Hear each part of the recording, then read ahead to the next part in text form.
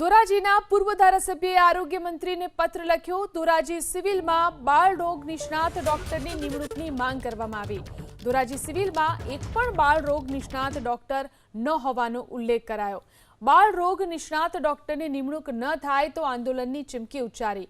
લલિત વસુયાની માંગ ઉપર ધોરાજી સિવિલ અધિક્ષકનું નિવેદન। 28મી જુલાઈએ સરકારના આદેશથી બાળ રોગ નિષ્ણાત તબીબને છૂટા કરવામાં આવ્યા હતા।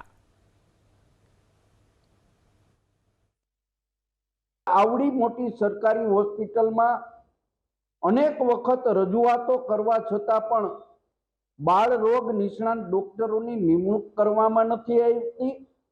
जो तात्कालिक धोरणे धोराजी सरकारी होस्पिटल में बाळ रोग निष्णात डॉक्टर की निमणूक करवामां नहीं आवे अने स्टाफ भरवामां नहीं आवे तो कांग्रेस पार्टी जन आंदोलननो सहारो लेशे। मैं आज राज्यना आरोग्य मंत्री श्री ने पत्र लखी तात्कालिक धोरणे डॉक्टर की निमणूक करवा माटे विनंती पण करी छे। अमरा त्यां बाळरोग निष्णातनो जे बोन्डेड करार हतो ए 28/7 रोज पूरो थई गयेल छे।